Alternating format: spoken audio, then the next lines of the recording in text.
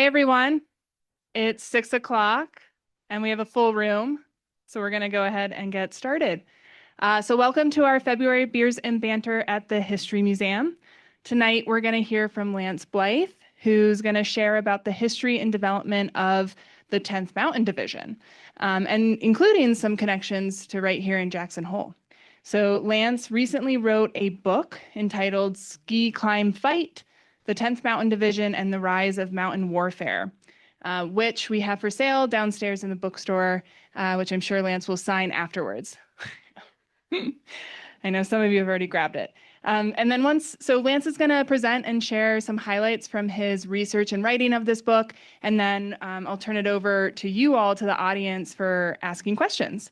So that's how the program will go tonight. I also wanted to point out, outside of the classroom here on the table, we did pull out a few special artifacts from the museum's collection, which belonged to Jim Van Nostrand, who was a local Jackson Hole businessman and also served for a brief time in the 10th Mountain Division. So we have his dog tags, a hat, and a backpack. So make sure to look at those on your way out. And then before we get started, a shout out to our winter Beers and Banter sponsors. We have the support of two local businesses, Pirate Ship and Roadhouse Brewing. And of course, these programs are made possible by our members and our donors. So if you're not a member yet, please join us tonight. And then a little more about Lance. I'm sure maybe you read about him while you were checking out this program, but Lance is the command historian of North American Aerospace Defense Command and U.S. Northern Command. He's an adjunct professor at the U.S. Air Force Academy, and I love this. He describes himself as a backcountry skier with a history problem. So it wasn't too hard, I'd say, to get him up here to Jackson Hole. His research and writing focuses on mountain warfare, particularly its connections with civilian skiing and mountaineering. He lives in Colorado Springs, but can often be found at or near tree line. So thank you so much for making the trip up here, Lance, and welcome.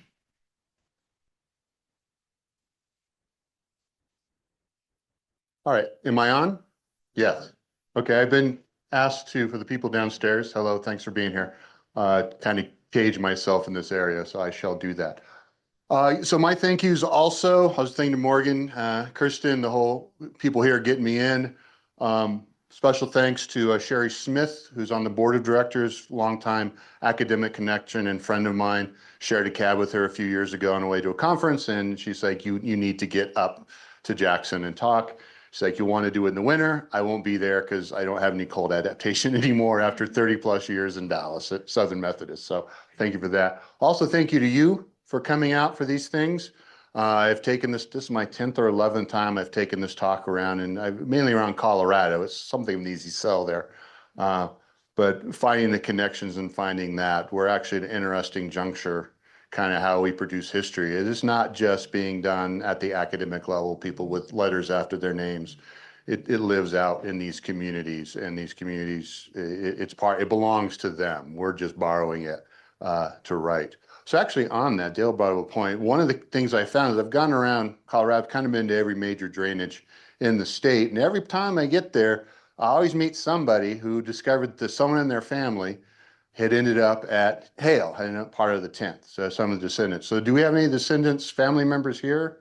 So yes, well, thank you for coming out. Yes, wonderful. So you see, even here, we have this connection. I had the old cowboy who trained me up in Sheridan. I went to junior high and high school over in Sheridan, and went to the University of Wyoming because I could afford it.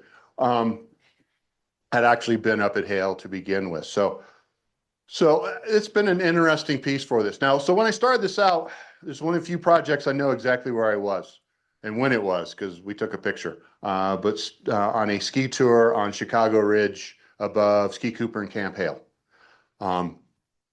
Spicy day in our snowpack, which is all year pretty much. Steeps don't get on the menu till about March, maybe. So I was absolutely miserable, had screwed up my transitions, was soaked with sweat, things were not good, but I could see Camp Hale. And I asked myself, what did they do? How did they learn it? What were their gear and techniques like? So I started reading through the stuff. Well, I couldn't find it. No one had thought to ask them these questions. say, aha, now I have a project here to do. And that's what the book is. The book goes from, really, it should be the rise of American mountain warfare. We just ran out of space in that title. The editor, the press gets to pick the title. You just suggest stuff, they will decide. So that's where we came from. So, but because we're often, good thing of being in mountain towns is people have a general understanding of what this was and who this was. I mean, not specific, but a general understanding. So what I want to talk this evening is just some stories, some things that I learned as I was writing the book that actually surprised me a bit. See if we can get, the first thing that surprised me was the standard or origin story is that Minnie Dole, Director of National Ski Patrol, insurance executive back in Washington, D.C., whiff and poof out of Yale, got with some of his cronies and got to the War Department and convinced them to basically start this experiment that would lead down to the mountain divisions. Truck Dole, his grandson, who I know, doesn't always push me saying this, but look, the Army knew about mountain warfare before Minnie Dole showed up in September of 1940. Because between the wars, the United States Army was really, really, really, really small. It's like the 16th largest army in the world. So a lot of education was done. Part of this education was translating documents, people going to command and general staff colleges or the variety of war colleges, and so they learned. So this is down here at the very bottom here. If I get my thing, the TV will absorb the link. Yeah, there we go. Down at the bottom here, this is an excerpt out of a field manual, 100 Tech 5, from 1939. And it says, mountain terrain offers no insuperable obstacles. That will tell you it was not written today. Insuperable? To the conduct of military operations, even in cold weather, if the troops are properly equipped and clothed and inured by previous training. And the guy who signed that out was a gentleman on the left here. That is General George Marshall, Chief of Staff of the Army. They think he had an eidetic, he had a photographic memory, people believe. So when Minnie Dole goes out in the summer of 1940 and begins to approach the War Department about, hey, could you use some assistance? Because the Army didn't know much about that last part. What was the equipment? What was the clothing? What training was actually required? Army was a warm weather place. The big bases for the mobilization of World War I were put down south because you didn't have to build very thick buildings and you could train year round. So the Army was Southern by its mobilization requirements. And so Minnie Dole was able to get a meeting, actually exploited his Yale connections with a lawyer working for the other gentleman here on the right. That is the Secretary of War, Henry Stimson, who came in as Sec War in 1940 to get a meeting with Marshall to say, hey, would you want some help with the ski and cold weather stuff? They're just thinking ski right now. And Marshall said yes. Because what Minnie Dole did not know, and what nobody knew into the 1970s when the plans were declassified, summer 1940 was a very, very, very bad geopolitical time. Probably the worst in US history. France had fallen to the Germans. The realization was that if the Royal Navy went off the board, the German plus the Italian Navy would be, plus the French Navy would be larger than the US Pacific Navy, the US combined fleet. And the United States would find itself vulnerable. And in fact, they put together a war plan called Rainbow 4. Rainbow 4's mobilization day, M-Day, was the day the Germans took over the French Navy. Now, the Royal Navy took care of that by attacking the French Navy in Algeria in a surprise attack, but for the same reasons. But that is what led Dole, and they begin to do this. But it's not just Dole at that time. This is also other guys on the far right, members of the American Alpine Club. That's Bob Bates, young teacher at the time, part of the Harvard Five, opened up the Alaska climbing in the 1930s, member of the K2 expedition, I think in 36. He and a friend of his by the name of Adams Ad Carter were in Switzerland, summer of 1939, climbing. Wars, the Swiss are mobilizing, war is coming, everyone can see it happening, and they go, does the United States know anything about this? So they get back, finally they get back, and are able to convince in the December of 1940 to have the Army send a general officer to a meeting of the American Alpine Club in New York, where they laid out all the gear they took to K2. Ropes, pitons, crampons, ice axes, layer upon layer upon layer of clothing, tents, sleeping bags, stoves,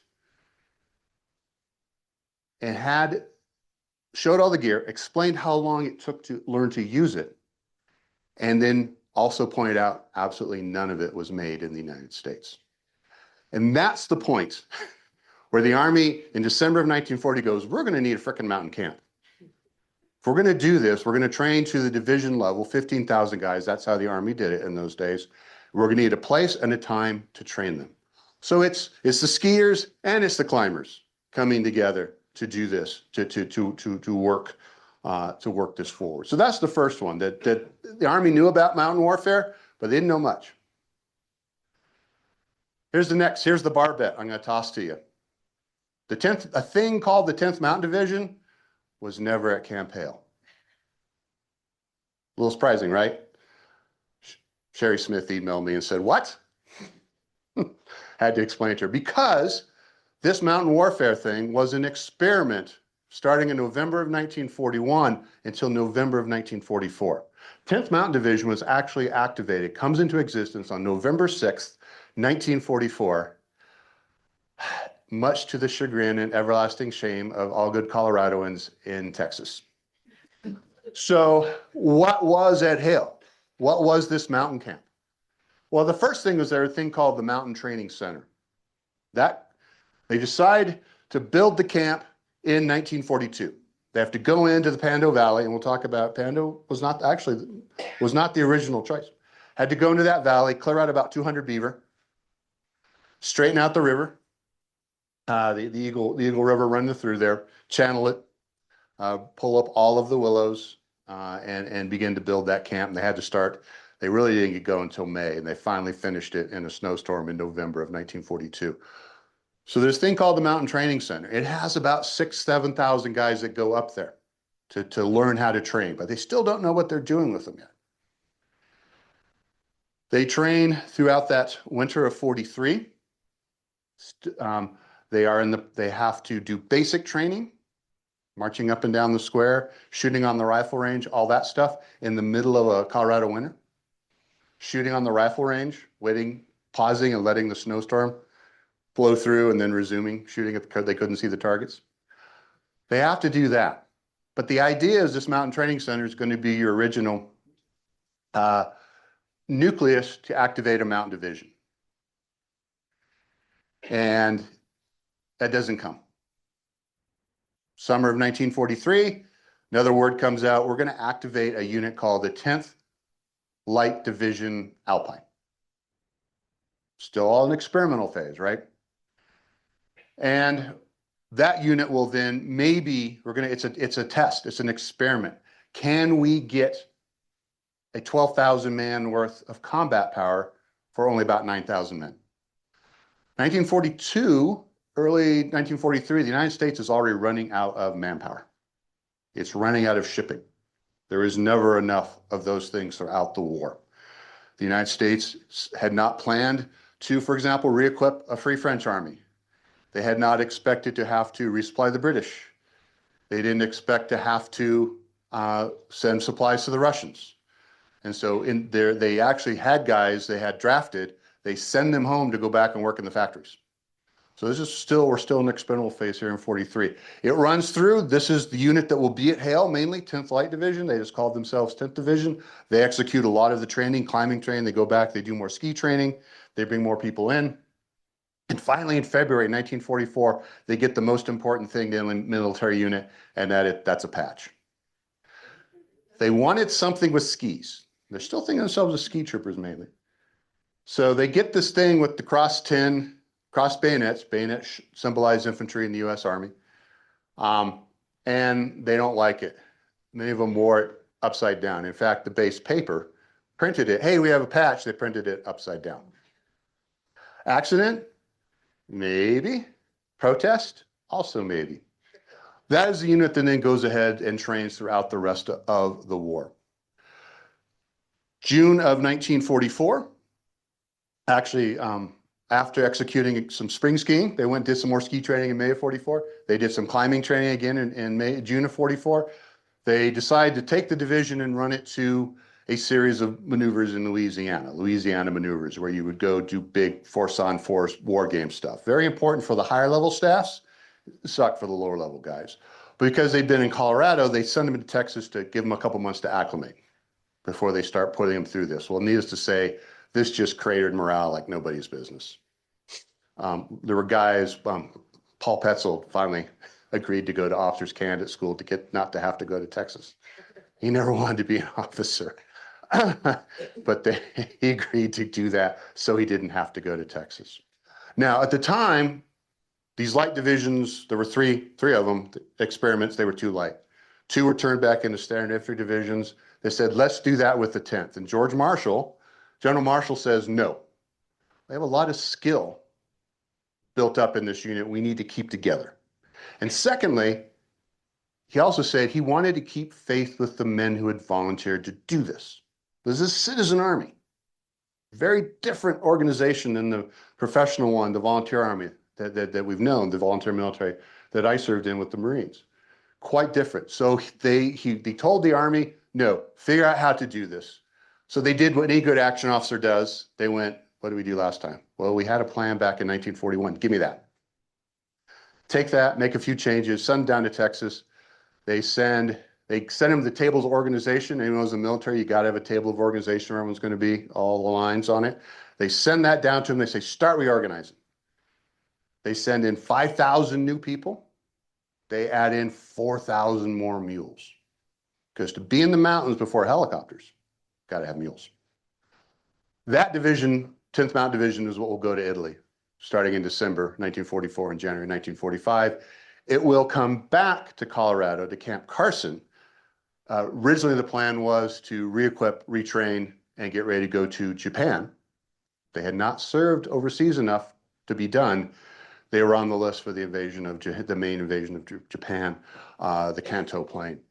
And had they gone, we know the Japanese plan was to put all their artillery up in the mountains. If you've ever been to Tokyo, you have Japanese Alps. Someone's able to dig that out, and the final defensive readout was going to be back over where what was the 64 Winter Olympics took place. So many of those men who came home likely would not have come home after that. But so while they're never at Hale, they were at Colorado. But in large part because it was this larger experiment. But that mountain camp. So the Army had very specific requirements for its mountain camp. It needed to have snow year-round, as many months of the year as they could get, that they could pull off with that. The other thing is it needed to have access to as much federal land as possible. They could do live fire training, shoot and blow stuff up. Private landowners typically don't like that, so you needed that. You needed a big flat spot where you could build basically a small city, planning on 15,000 men, 6,000 mules at one point. Mules take up a lot of space. Any quadruped does. It needed to have a road and a railroad, because you move stuff in by rail, and you move people in and out by rail in large numbers. And it needed to have a social outlet. It needed to have a town nearby that could absorb and do that. Marshall had realized this is a citizen army. They need it to hell off base and go do stuff. So they look around. The Pando Valley is one. There's another spot in Colorado, but they also look at the Roaring Fork Valley. They look at that and go, this is just outside Basalt on the way to Aspen. They look at that, too much private land. Too much private land, too far away from any training areas. But doesn't mean they didn't still use it. Lots of the guys would go back over and ski at Aspen the whole time. Obviously, Fred Friedel goes back over there. Here's a picture, I want to say probably in spring of 43. Here you have a guy, I think I've been told by Aspen, that's Bill Bowerman, creator of Nike. He was in he served with the division through Italy at the time. Got a picture of himself there skiing. There was another place they actually liked a little bit better because it was colder and had more snow. It was West Yellowstone. And looking through it, think it was near what's now Henry's Lake, because there's a big flat spot by the lake there. If looking at the maps that they had, that would be a place to put it in. There's a road through there. The railroad used to go through there. So they really liked that spot.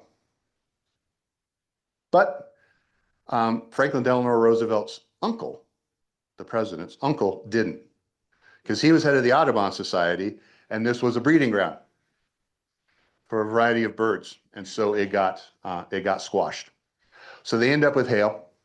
It had all the requirements except that last one of a social outlet, because Leadville was held to be a town of relatively low morals. And you say that they were in Leadville, they're like, yeah, we know.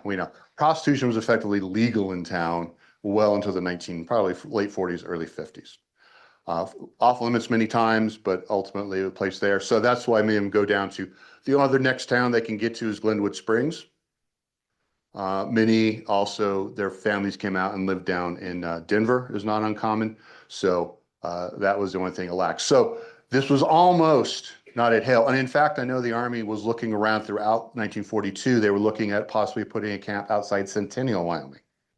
Because at one point they thought they were going to need more than one mountain division. What was part of their plan at the time. So there's another bar bet you can win on that one. So here's another one I've worked off, is that I've heard this said to me by current members of the 10th and so forth, like, yeah, they took all the best skiers, all the best climbers and put them together. Most of them were not very good skiers or good climbers. Only a minority of them in many cases. Indeed, skiers, Minnie Dole said, there's 3 million skiers in the United States. He was lying. We think we get to 500, 500,000 in the 50s. But of those skiers, most of them were what we would call resort skiers. And the skills and techniques needed to do the ski trooper thing, the mountain winter warfare thing, were those of what we would today call backcountry skiing. Move into the terrain under your own power, live out of your own backpack, handle all the own measures yourself, ski crappy snow without killing yourself. Of that, it was not an uncommon thing for people to go do. But organized, there was only one group of organized backcountry skiers, and they called themselves ski mountaineers at the time.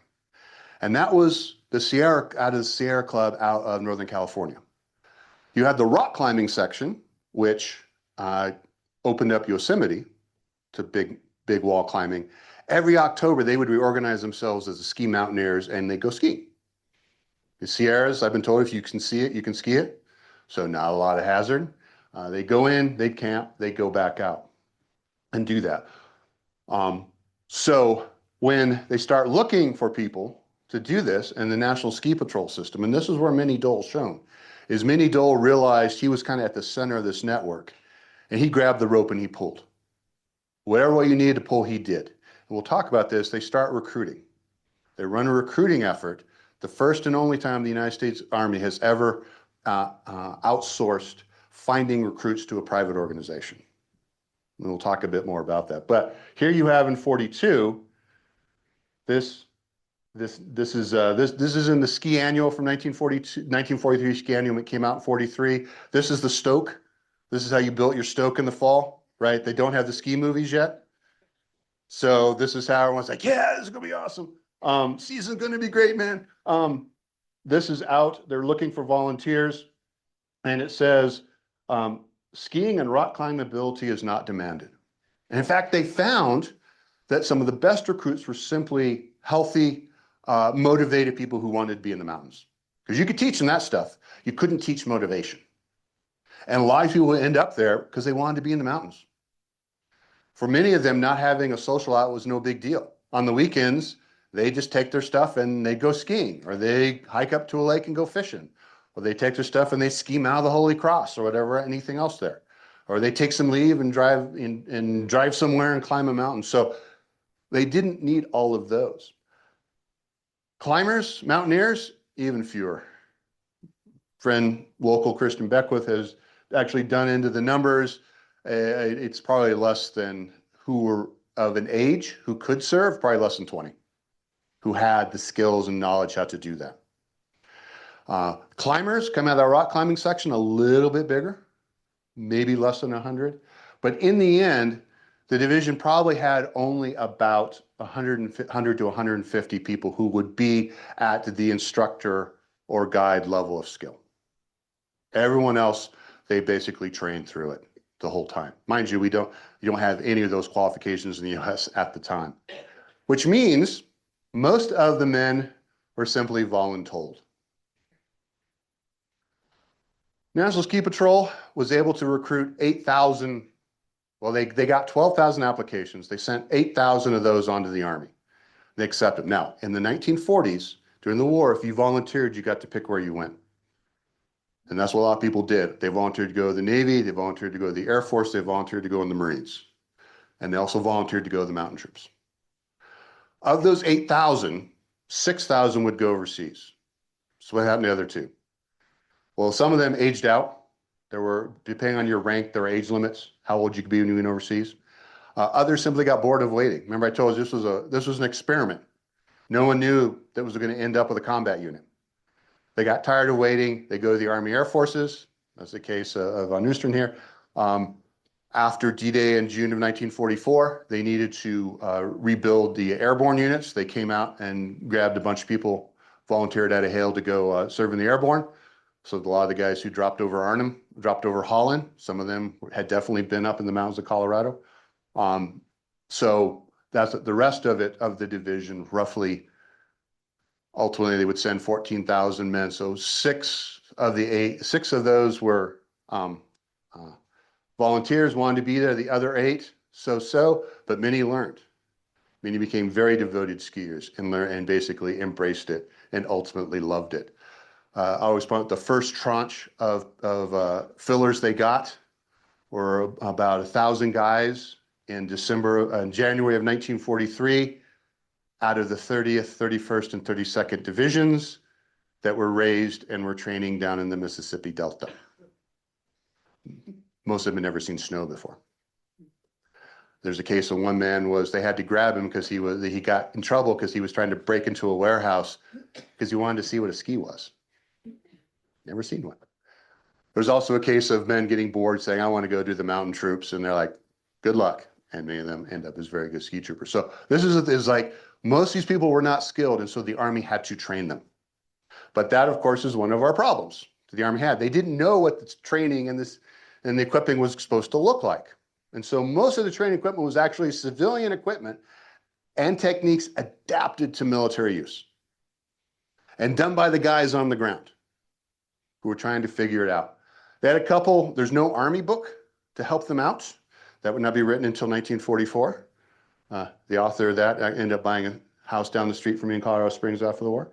But they did have two volumes that they did use. One, remember those ski mountaineers from California? They asked them, could you put all your stuff into a manual so we could use? So under a young editor for the University of California Press by the name of David Brower, when he finished this, he joined the division. He volunteered to go to Hale Mountain Training Center at the time. They put all their information they knew into that manual ski mountaineering. That would stay in print until 1962, I believe. The other one is they asked the American Alpine Club to bend together all their techniques.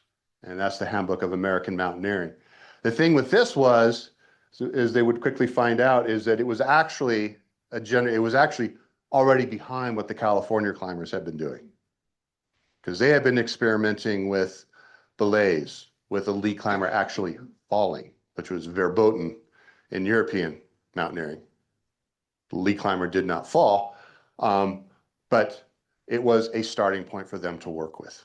And you can see, here you have, this is actually this is John Woodward, member of the Oregon ski team, ROTC, ends up with this whole ski troop experiment. He's on a film lot in Hollywood in the spring of 1941. Friend of Walt Disney. Walt was the telly. Walt telemarked.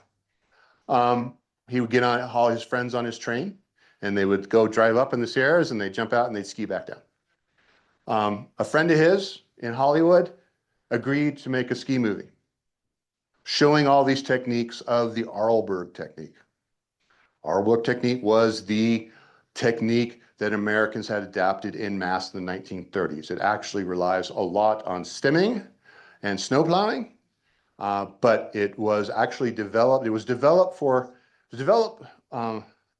really to teach tourists to ski in the Alps, but it was then adapted to teach Austrian troops to ski during the war. So it kind of came back to its roots here. So this movie, The Basic Principles of Skiing, you can find that on the YouTube today and watch it still.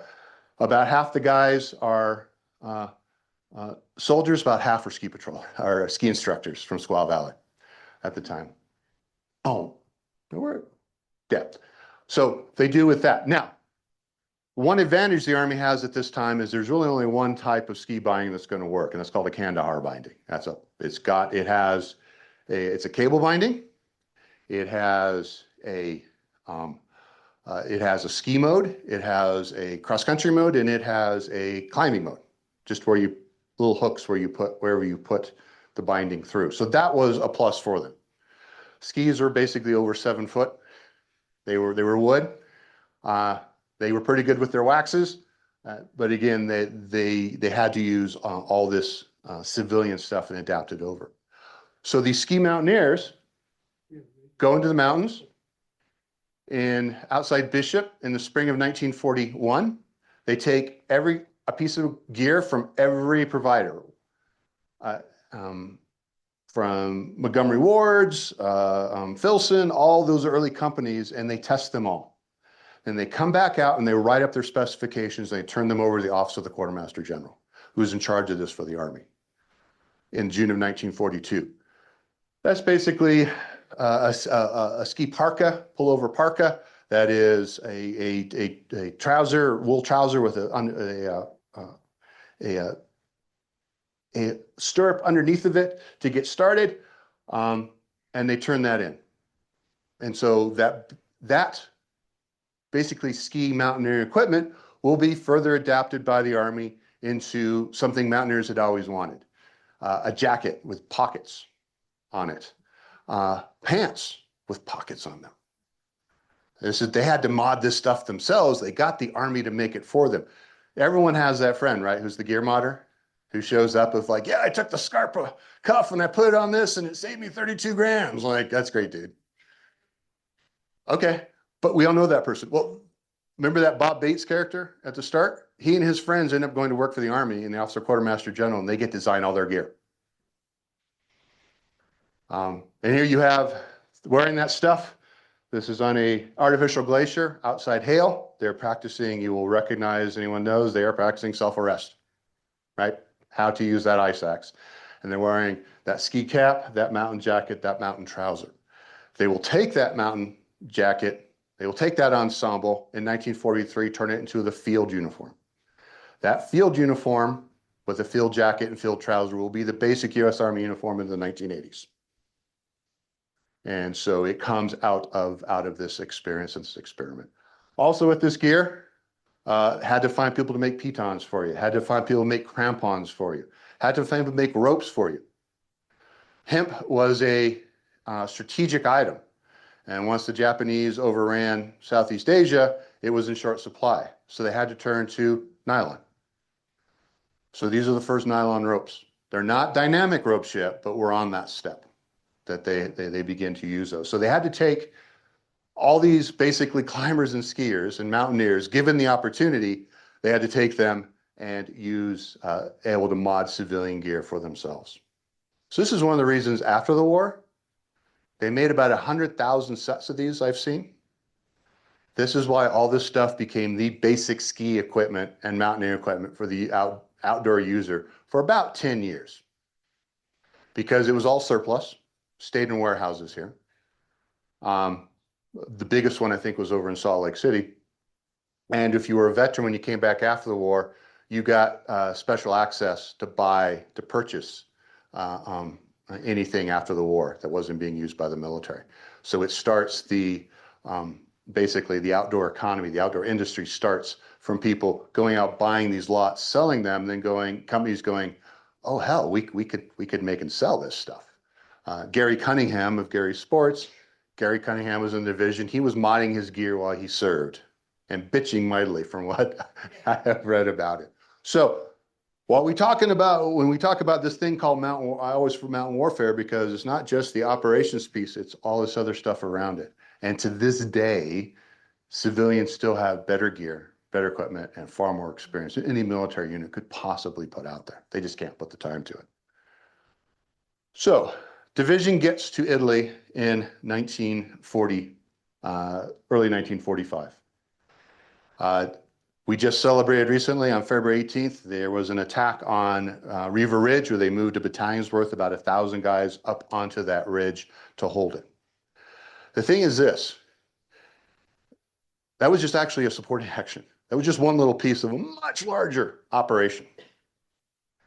What they were really shooting for was a scene called Monte Belvedere and then Monte della Torazio and on down. Because those overlooked this Highway 64. If you clear the Germans off of that, you could open up this as a potential route of attack come spring. So this is a limited objective attack intended to do that. But you had a division now of guys who showed up having spent, in some cases, upwards of 2 to 3 years training in the mountains, who understood how to use mules, who understood how to evacuate casualties in this situation. They were the only unit that showed up with a basic level of knowledge of this in Italy. The only American unit that had that. So what they realized was that if you're going to attack Monte Belvedere, you got to get a hold of Riva Ridge, because all the German counterattacks are going to come from the other side of that ridge, over here. And you have to be able to peek around that corner and see it. Because when you see them forming up for a counterattack, you bring in artillery. Germans, much like death and taxes, the other third thing is the Germans always counterattack. They knew it was coming. And in fact, these limited objective attacks were set up to seize things we knew the Germans didn't want to lose, to force them to counterattack, to destroy them, get them to come up out of the hole into the open and destroy them that way. A brutal mechanistic way of war, but one which is unfortunately quite successful. So you see that. So yes, they do climb up that night. They move up onto Riva Ridge. You see the top picture there? That's the far left, looker's left here. And on every little piece of high ground down there, there's about 100, 120 soldiers on the top of that ridge, digging in, consolidating, getting ready to hang on. It's about 1,500 foot vert, though the trails were much longer. There were 5 trails. 2 of them needed ropes, ultimately to climb up and get on. But it wasn't just getting up there. They had to stay up there. They had to be able to move ammunition up and bring the wounded back. You can do without food and water for a while, but you can't do with ammunition, and you got to get the wounded out. So they had, to do that. They didn't have their American mules yet. They were taking the slow boat from New Orleans. But they had Italian mules, and they had American mule packers who couldn't speak Italian, but they all spoke mule. So they have these mules. They have about 100 extra guys to pack stuff up. They load everything, and these guys haul this material up. They haul a one pack howitzer, 75 millimeter howitzer up. The biggest piece is the barrel assembly. It killed the mule, but the mule got it up to the top. And that gun was that was important to break up counterattacks as they came. Then they had one other thing they could do. And as they had a company of engineers that could build tramways. They had done this in Colorado several times, and on the far right of that picture, just below that, they put a tramway up. They built it, took them about a day and a half to get it up there. But it turned what was an 8-hour evacuation for the wounded into 45 minutes. So with that, they spent 5 days up there. They didn't have their sleeping bags, which they sorely missed. They loved their sleeping bags. They hated their tents. They would sleep out, but they loved the sleeping bag. And they didn't have their stoves, their small stoves. Those were all stuck in warehouses back in Naples. Or stuck in warehouses, or someone may not even know what they were. Part of the supply people didn't know what a crampon was. They'd never seen that word. Piton, what the heck are you talking about? Took a while to get that gear out. So what that allows to do is the rest of the division hit Monte Belvedere, get on the ridge, and attack down it. They attack down Monte della Torazio. They pause on the 24th of February after 6 days of fighting their way forward. On the right flank, there's a Brazilian infantry division coming into the attack with them. The Brazilians remember this operation quite fondly as well. They get ready to go again, and they push forward one last time, and the attack is brought to a halt, not because it's failing, but because it's being too successful. And the Germans are starting to move their reinforcements, their last few armored units, into the area. Don't want that. Lucian Truscott, the American general commanding this whole effort, didn't want that. He wanted to use this because he realized he had something that the United States had not had in Italy throughout the entire campaign. And that was the ability to generate combat power in the mountains, to get men up there, keep them supplied, move them back, move them forward. And again, they knew all the stuff everyone else had to learn by blood. They knew it when they showed up. Mentioned Bill Bowerman, he was the logistics officer, the supply officer for the 86th Mountain Infantry. And he talks about moving over the going over the battlefield. One of his jobs was to move supplies forward, but also to collect the dead and bring them back. And he remembers that operation as well. So they secure this operation. Again, Riva Ridge is just down here. That's 1/9. The other 8 are going this way.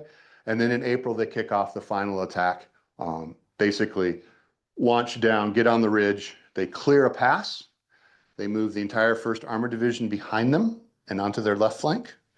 And those of you who are old enough will remember St. Oddball saying of the tanker fame that, some Shermans can give you a mighty nice edge. And that's definitely what happened here. And then another 2 divisions. So the Germans now are facing, in April of 44, they have guys on the mountains who are not stopping. And they're facing units coming down the valleys, and they can't deal with both. And indeed, German generals after the war, what the Americans would do is if you capture a general, you take them, you throw them in a room, give them some whiskey, some cigarettes, and let them sit there and talk and record them. And they later said, we didn't think they could generate that combat power in the mountains. They were taken quite by surprise. Hit the Po River Valley, light their hair on fire and go, because they know they need to get to the Alps, keep the Germans on the run. The division crosses the Po Valley. They steal another division's bridging equipment. Steal's an ugly word. Temporarily borrow. Get across the Po River, and they are heading for the Brenner Pass as hard as they can go. And they're taking casualties doing it right to the end, but they knew the blood now meant less blood later. And that is when the war ends. Division stays there, again in Italy for a bit. There is the Yugoslavs and Italians hadn't quite agreed to the border. Between them, the 10th is sent over there to basically sit on that border. And of course, what does a bunch of skiers and climbers do? They went skiing. They went climbing. They went up on Glockner Glacier. They held ski races on Mount Mangart.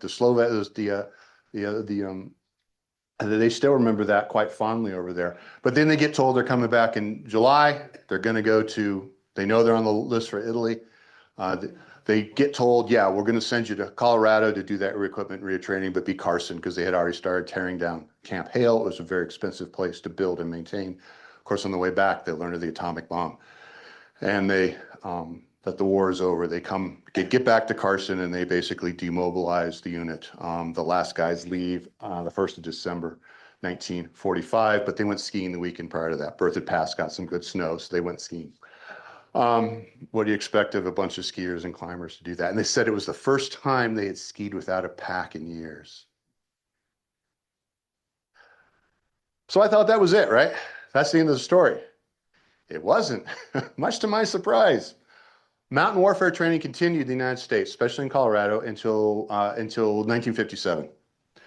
Bunch of these guys who are 10th Mountain Division guys, they go back, they send them back to Carson, and they say, figure out how to train units. And they do. And this is actually important because they set up another mountain training center where they figure, okay, rather than try to train an entire unit, what we'll do is we'll take units already ready to be trained, we will pull a cadre from them, and we will teach that cadre how to climb or how to ski. Then we will take that cadre and give it back to the unit, and they will teach their unit how to climb or how to ski, and we will supervise it. And this is what they figured out. This is the last will and testament of 10th Mountain Division. It comes through a variety of ups and downs. It comes back in 1951 with the engagement in Korea, the Mountain Cold Weather Training Command, and they select this relatively quizzical ram's head as one of their symbols. I believe that the ram they're referring to is on Independence Pass. There's a herd that comes down Independence Pass is closed in winter, so you can go up to the road closure and there's some places to ski. And we often see them on the road licking away, picking up from that. So I think that's where they got it.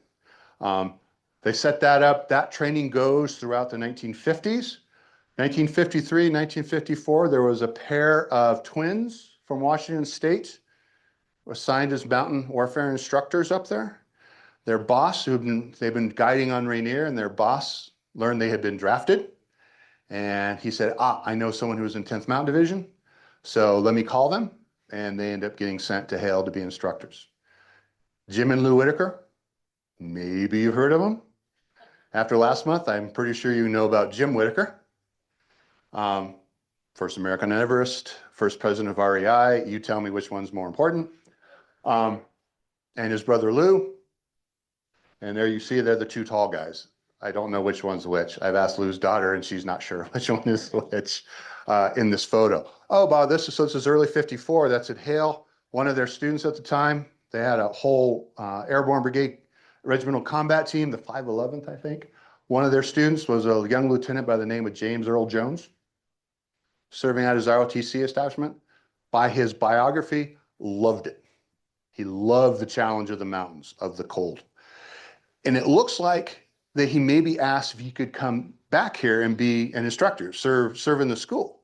They said, well, what else are you going to do if you get out of the Army? It's like, I might try acting. Like, well, go see if that pays off for you. If not, come on back.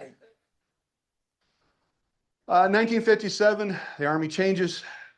Penatomic, atomic weapons, trying to pull down. The Mountain Warfare Mission is transferred up to the Northern Warfare Training Center in Alaska, but in the early 60s, it then becomes only for units based in Alaska. And so after about 20 years, mountain warfare training disappears out of the U.S. Army.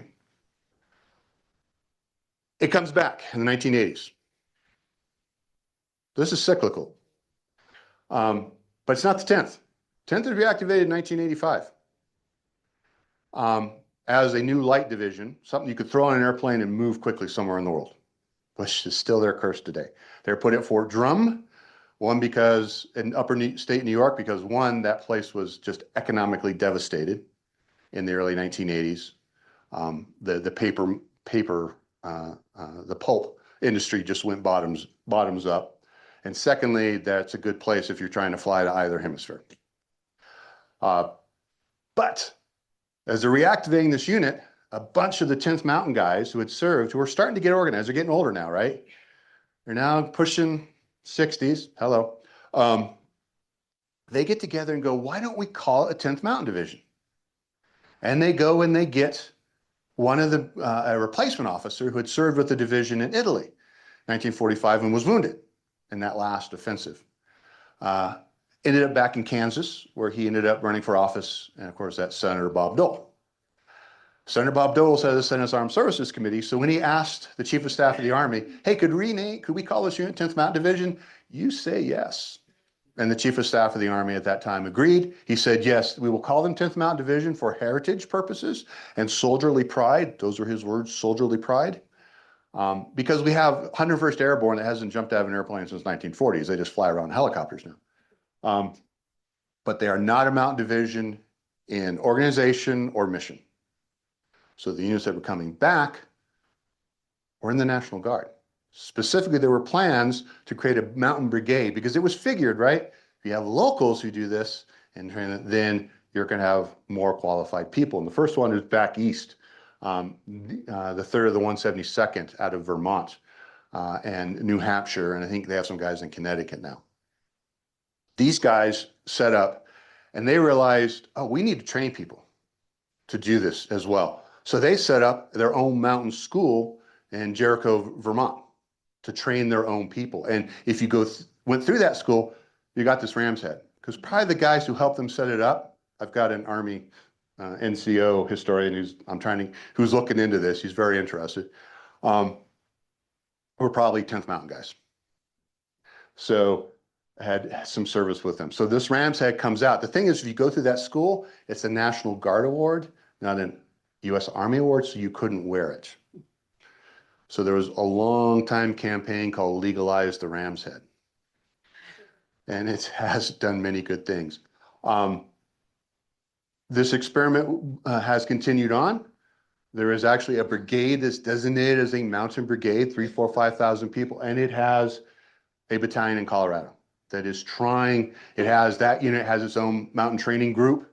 Basically, you come in, they've recruited ice climbers and ski patrollers and everyone else. If you come in, you do your service, we'll move you over that group and you can train more people to do that. So the 10th Mountain guys, active guys, just came out to do some training. They used all their stuff, all their instructors, all those people as well. They're trying to do it. Why there is not a battalion split between the Wyoming and Montana National Guard, I have no idea. But that's the place you can do it. It's not in the active force that's way too busy. It's in these reserve guys that you can go out. And that's kind of the last thing I learned as I went on, that there's actually a renaissance in mountain warfare going on. I didn't know this. I just stumbled into it as I set out.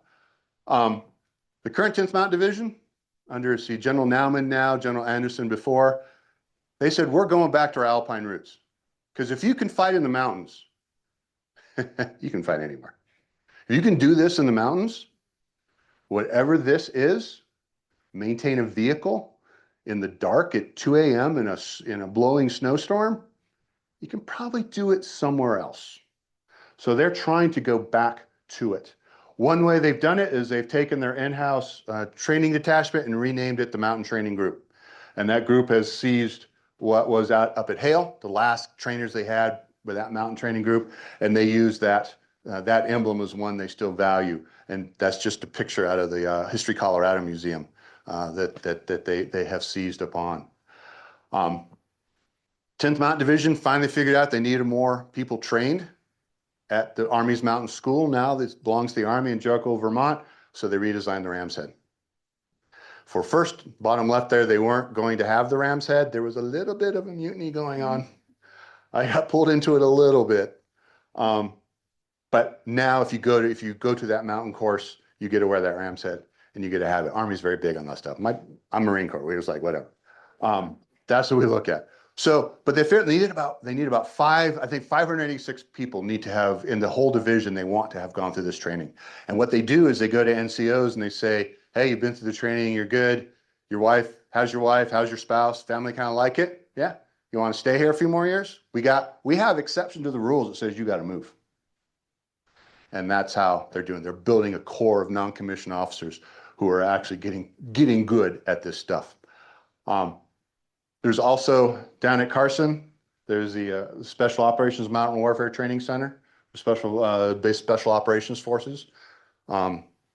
There's a class up on Vail Pass right now, just getting done with an Airy 1. A friend of mine is IFMGA that works with them quite often. They're training too, and they're trying to. They've roped me into a few things as well because I'm inside the wire. But the biggest thing that's going on with this is the realization that it's the civilian skills, these civilian experiences are so important. And so you have the 10th Mountain Division is creating a 10th Mountain Alpine Club, by which they can take donations from private organizations and they can distribute money back out. You want to go ski, you want to go climb, you want to go, there's some guys trying to do a Denali expedition at some point down the year, so they're supporting that. So that's pulling that civilian stuff in. But there's also that heritage back. You may have seen this bottom picture on some of the U.S. ski team, that the U.S. ski and snowboard team had on, I think it was mainly on their outer layer of their parka, but they had that 10th Mountain Division patch. And the Army during the Olympics, you saw, went really hard with promoting that and reminding people of that. But it's not just that service to sport, it's also to this larger industry, this larger thing that we do that is important. If you're here in Jackson and you're here, that's important to you. And that is really where that connection ultimately will lie. So that's all I have for you. There are where my socials are, where I put stuff up on mountain warfare. I'm doing another research, trying to write a book on it, Second World War. You can sometimes find me on Christian Beckwith's 90-Pound Rucksack podcast. If you're not listening to that, please do so. If you are listening to it and aren't a patron, become a patron. And with that, that's the book. Happy to take any questions.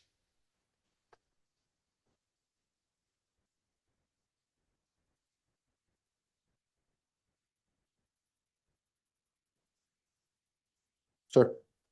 So I'm just curious, since you're from the Corps, how does the timing with the Marine Corps' Mountain Warfare Center out of Twin Lakes connect with the Army doing Carson? Yeah. So for those downstairs, the question is, the U.S. Marine Corps has a Mountain Warfare Training Center out in Bridgeport, California. What's the connection to it? Yeah, so there was a Marine exchange officer in 1946 who was at Carson with the unit being trained. And he apparently was a natural. So when the Marine Corps decided to set up its own cold weather training because of Korea, he was directed to do it. And the Marine Corps still does what the 10th Mountain guys thought should be do, is you take an entire unit and you train them in the mountains. The Army trains individuals. The Marines smaller, but they will send entire units in. And during the 1980s, and with some focus and some work, Marine Corps got pretty good on skis in Norway. They learned it was easier not to go uphill, but to let a helicopter take you uphill, and then just ski down behind, and then bring your supplies forward on over snow vehicles. But yeah, so the way the Marine, that there is a direct connection between the two. Yes. Are there a significant number of women involved? There are at Camp Hale. There were over 200 women who were very basically WACs, Women Army Auxiliary Corps, who ran the exchange, who ran the PXs, who handled the money. Many of those were skiers. There was one man whose wife ended up he was at Hale. His wife ends up in the WACs, goes out there, and she would give ski lessons on the weekends to men who wanted to get better skiers. And obviously today, if you look across the division, the 10th Mountain Division Day in the Army today, I mean, none of these, the women are not separate. They're completely integrated in. I still remember an acquaintance of mine recently joined the Colorado National Guard, and she's a really badass ice climber. And so they sent her off and sent her to officers. She'll go to officers' candidates, go and come back, and she's going to be really good. So yes, but again, we're after that skill, right? Doesn't matter who has it. We need that skill and ability to do it. Can you describe a little bit whether or not the current 10th Mountain Division is using or has specific ski apparel made specifically for them or anything like that? Yeah, excellent question on, what the equipment that's being used by 10th Mountain Division today, what is connections there. The equipment they have, and yes, they do, it's called, it comes from two places. Thank you, this is awesome. This is something I didn't get to talk about because you have to keep it down to 50 minutes. The Army in the 1980s decided it needed new cold weather gear because there's a new thing called Gore-Tex, right? So they look around and they look at Yvon Chouinard's Patagonia, who was figuring out polypro. Who remembers this? That blue polypro, those god awful fleece jackets. But this is big because Chouinard quickly figured out it's better to be cool and as dry as possible than damp and warm. And then you put Gore-Tex over that, and of course, Chouinard never talked about Gore-Tex as he didn't own it. So he is a businessman, very good one at that. So you have that Equex, that Gen 3. All right, fast forward 2000. Guys are up in Afghanistan, special operations guys, and this gear is not working for them. It's not designed for the kind of high output stuff they're doing. So they call back, literally pick up a Navy SEAL, picks up the phone, calls his friend, a place called Natick Labs back east, a program equipment soldier where they still do all this. He says, why am I cold? If I was in my civilian stuff, I would be warm. And so they set off on a real quick development. Special operations units don't have to follow any of the procurement rules regular units do. And they reach out to the civilian community. And the big person they reach out to is a guy by the name of Mark Twight. Fast and Light. Kiss and Kill in his other book, but he had developed a system by which by layer up, right?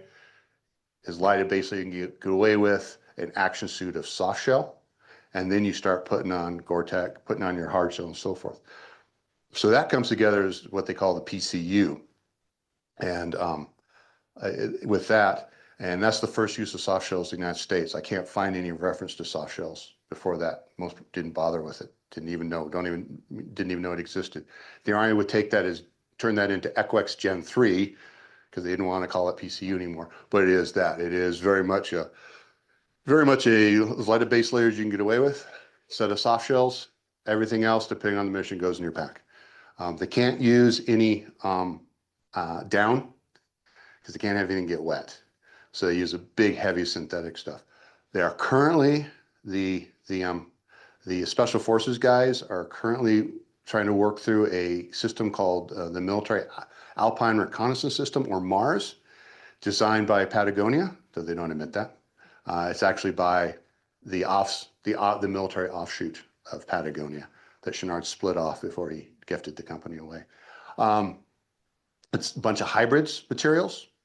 And right now they're also trying to figure out how to do more, especially there's some effort on upgrading with some more stuff. But what they're doing is they're just taking the civilian stuff and figuring out what's the best thing to use. Here, Artivox wool, well, we can't have as much of that as they would like, but yeah. So that has been a huge change to where it's heavier. It has to be soldier proof or marine proof. We always had a joke, you give a Marine 2 solid steel balls, put them in a perfectly round padded room and come back in 30 minutes. So I've lost one and broken the other. So this stuff has to be, but yeah, the thing we're not to the point yet is skis. They have not had enough time to screw around with skis. There's a couple options out there, but everyone keeps coming back to hard boots and tech bindings. If you're going to ski, but not everyone needs to ski historically. So work in progress there. If they can have time home, we'll see. But thank you for that question. One of my gear. Mhm. Yes. Back in like the Viva Ridge days, did other countries have mountain divisions? You said American flag and Dutch. Yes, the question is during World War II, were there other mountain units and other armies? Yes, there were. And in fact, that was always the measuring stick. The first mountain units are actually Italian Alpini from the 1870s. The French would get in the act in the 1880s. The Germans would create an Alpenkorps in 1915 to go help the Austrians out, and those mountain troops would stay around. They would raise several divisions of those throughout the war. But by this time in the war, those units, all the German mountain units, with the exception of one division, they had about 6 that were probably realistic units. They were all stuck on the Eastern Front. They couldn't get them back because you had to put them on a train and bring them into Italy. Well, those trains all passed through the mountains and they were easy. They could be easy picking for aircraft units. They have to do it. So there were that guy, Ad Carter, one of the things he did for the War Department, he worked for them as a civilian, was he translated all this material. Ad Carter he could speak any language. People say when he was doing Himalayan expeditions in the 1950s, he would teach himself the porter's language. He'd just walk along with them and he'd learn the language. So he translated all that material. And in fact, that's something that I'm using right now. I don't have all those languages to work with, but yes. And again, the French, the Italians, if you go, the Europeans, because of their different populations, they have huge populations in the mountains that we don't have. If this was a town in the Alps, there would be a caserne nearby with a mountain unit in it. It's just how it worked.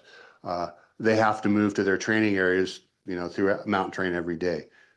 We just don't organize that way. So those units, but we're an expeditionary military, so we're always going to have to create mountain capable units. How heavy were the packs? Yes, yeah. My uncle was in the 10th Mountain, and he skied with a mortar base. So so how heavy were the packs? There's, of course, the 10th Mountain Division Stong is still a 90-pound rucksack. That he was probably close to that. Now, if he was carrying a mortar base plate, they were supposed to be on snowshoes. Oh. They thought they were going to put the weapons guy on snowshoes. Many of them didn't like, anyone like snowshoes? Okay, good. Gotta ask. Don't be rude. But they would put them on screws. So yeah, that base plate was a good, they were definitely pushing 9 pounds. Most of your riflemen were carrying, they tried to pull off as much weight as they could. So they were probably, with a survival and a combat load, about 45 pounds. Survival load, they'd be pushing 60. And the difference between mountain infantry and all other kinds of infantry is, for a good chunk of the year, mountain infantry have to carry their survival load because you can freeze to death in the middle of July. So that becomes part of it. So yes, so they were good at carrying weight It was something people noticed about him. People said they come out to see him like, my God, these guys are fit. They were just used to going uphill. They were quite good at going uphill, but they knew how. They'd been learned. They wander all over those hills. Tell us a little bit more about your research process and some of your best sources that you found, especially with some of the more personal details. Are there? Yeah, my research process. Read, ask some questions, read some more, think about it on the skin track, read some questions, try to build it out. I'm trained as a colonial Latin Americanist. My first work was in the northern New Spain, northern Mexico. So I grew up working with, Spanish handwriting, going through those documents by guys who are damn near illiterate. And when the Jesuits get kicked out in the late 18th century, it just goes to hell. So yes. So what the questions that I brought to this research project were far more those of the military history, as a military historian. The creation and employment of armed force. How were they created? How were they trained? How did they go through? What did the gear look like? Those things look like. My friends Maurice Eiserman wrote The Winter Army. McKay Jenkins wrote The Last Ridge, I think is that one. And they definitely had delved more into those individual stories. And there are box upon box upon box of these papers for all these guys at the Denver Public Library. Because when the division got together in the 90s and they realized they were going on their way, they wanted to send all their papers back to Colorado.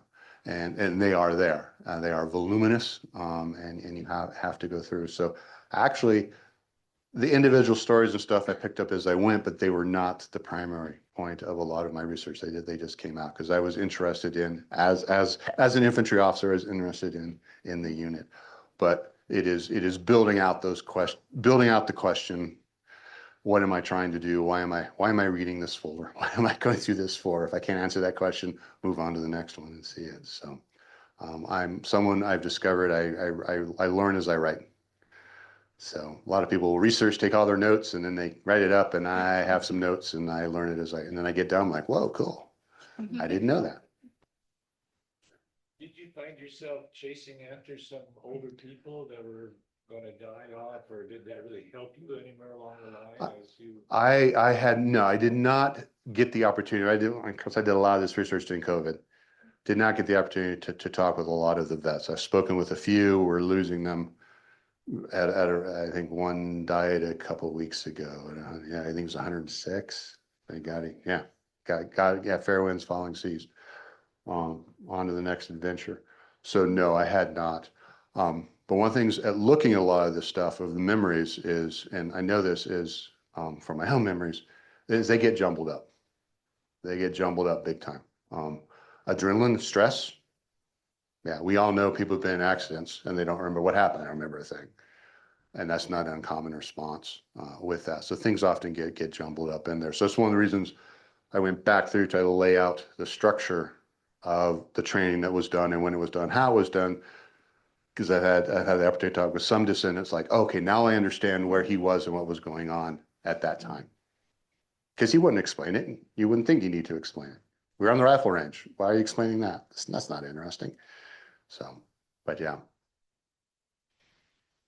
Sure. I've heard that a lot of ski areas were started by some people that came back from the 10th Mountain Division. Yes, the impact of these 10th Mountain vets on the ski industry and also on the outdoor industry. Yeah, on the ski industry, I wish I could remember the numbers, but it is people who were involved. One thing that did come back out of this was a whole bunch of guys who could be ski instructors.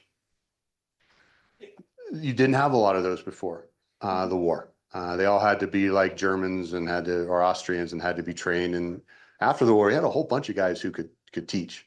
That was one of the largest, simple with that. And a lot of people did get involved. The guys who built tramways, guess what they did after the war? They built tramways. They built chairlifts. So yes, they do get heavily involved. In Colorado, Pete Siebert, heavily involved in the ski industry, Fownesville,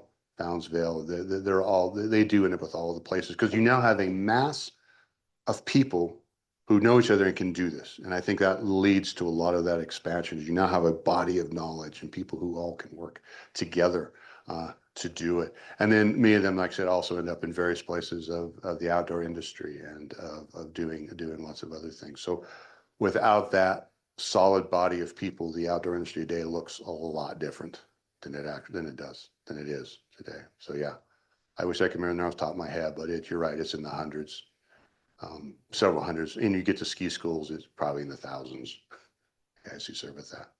Question over here. This is about Camp Hale. Mm-hmm. Did you ever come across any information about, in the later years of, the CIA and the Tibetans getting trained there for? Yep.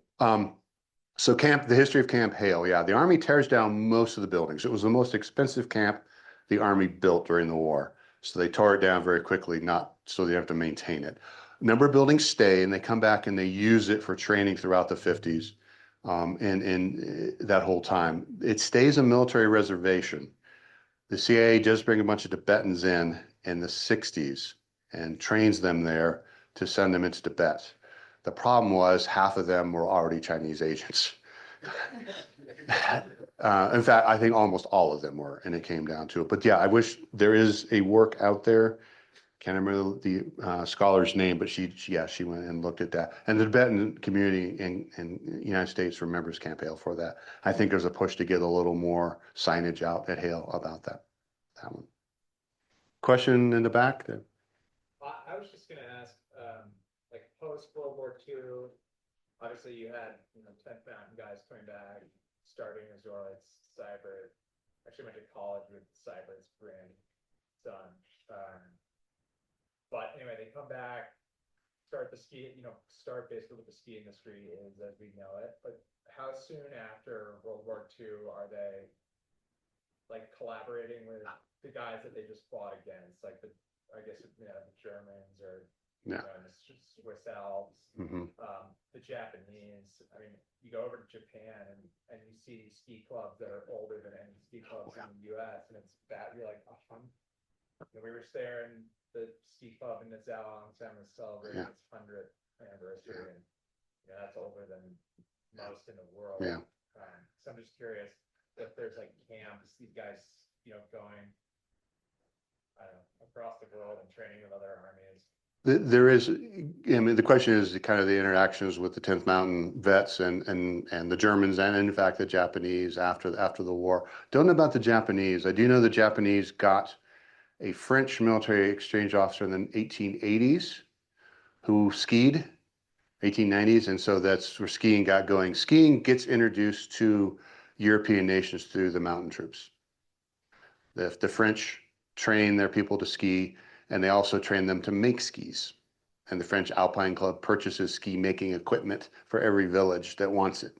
And they train these troops who are conscripts, and they send them back to their villages. So we see all all of these are in Italy and in France is because of those troops, and that also ends up in Japan as well. There is actually a lot of interaction very soon after the war. The United States will actually run a mountain school in Saalfelden, Austria, in the 1950s. These guys at Carson trained instructors for that because the division commander, George Hayes, his last tour of duty was as the U.S. commissioner in Austria. And he saw the French mountain troops that they sent and like, we can do that. So send me some instructors. So he trained with that. There is, by the early 1960s, there was a television production. The Army had a thing called had a weekly TV program. And I think in 62 or 63, they did a two session on the Riva Ridge and Monte Belvedere experience.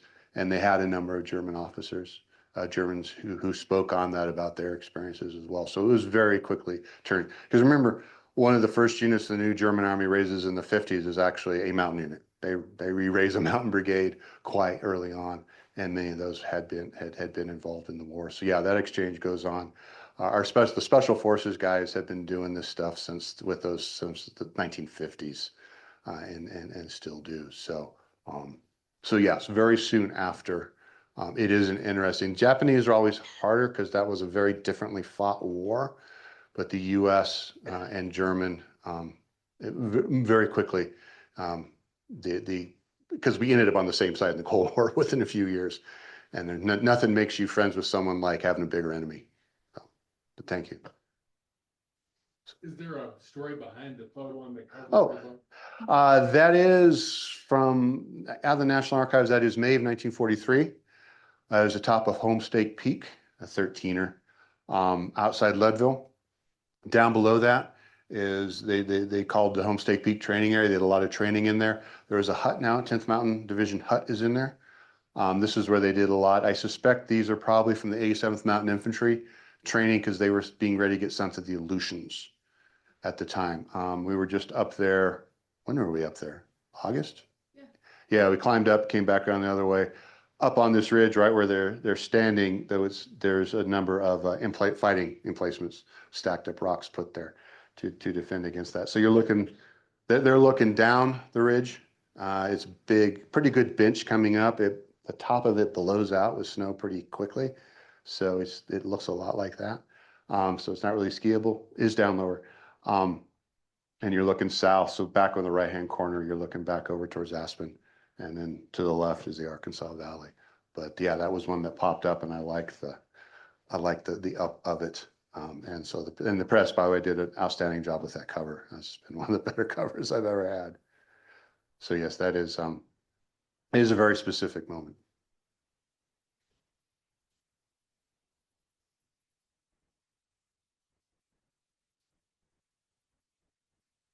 Okay, thank you, Lance. Thank you so much. I'm sure he'll stick around and answer questions or sign books, like I said. Our next Beers and Banter is on Thursday, March 19th, where we'll have a panel of longtime local business owners.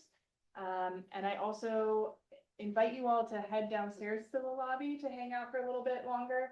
We have a kids program in here bright and early tomorrow morning, so we need to start turning it over. So thank you all for coming out tonight. Thank you.